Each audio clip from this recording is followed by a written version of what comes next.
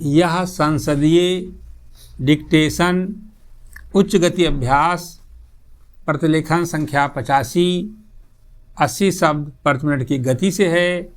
यदि यह आपको अच्छा लगे तो लाइक, शेयर और सब्सक्राइब अवश्य करें। रेडी। सभापति महोदय, जो रिपोर्ट मद्य निषेध के संबंध में सदन के सामने प्रस्तुत हुई है, मैं उसके संबंध में अपने विचार रखने जा रहा हूँ। इस रिपोर्ट के 2 भाग हैं।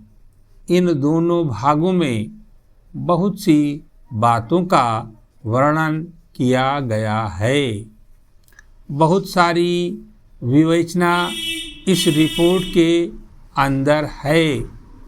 मैं इसके विस्तार में जाना नहीं चाहता हूँ, लेकिन कुछ ठोस और विशेष बातें आपके सामने रखना चाहता हूँ।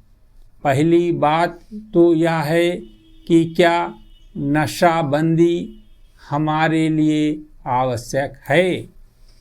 क्या यह आवश्यक है कि हम मद्यपान ना करें? इस पर ध्यान देने से आपको पता चलेगा कि जो भी काम हम अपने हाथ में लेते हैं, चाहे वह खेती का हो, व्यापार का हो या यांत्रिक युग और विज्ञान का हो, उसके लिए आवश्यक है कि आदमी का मस्तिष्क ठीक तरह से काम करे। अगर मस्तिष्क का संतुलन बिगड़ जाता है तो वह उसको ठीक तरह से कर नहीं सकता। और यह शराब एक ऐसी चीज़ है जो कि व्यक्ति के मस्तिष्क का संतुलन खो देती है।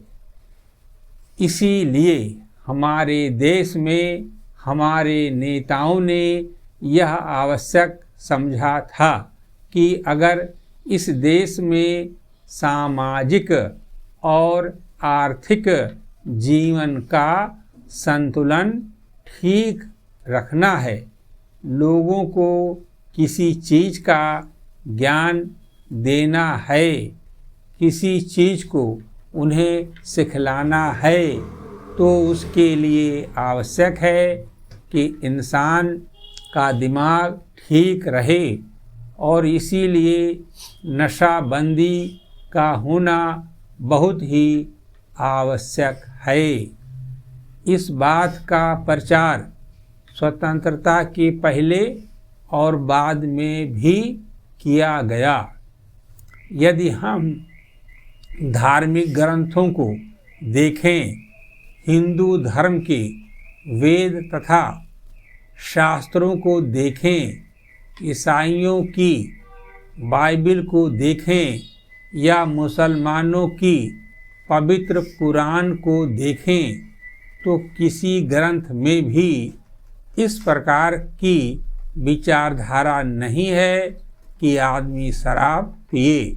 पर हर स्थान पर इसका खंडन किया गया है। सभी महापुरुषों ने, चाहे वे लोकमान्य तिलक हों या महात्मा गांधी जी हों, जो कि इस देश के सामाजिक और राष्ट्रीय जीवन के लिए अग्रसर थे, उन्होंने भी इस बात का खंडन किया है और कहा है कि नशा इंसान के लिए कोई अच्छी चीज़ नहीं है और इसलिए उसका उपयोग नहीं करना चाहिए।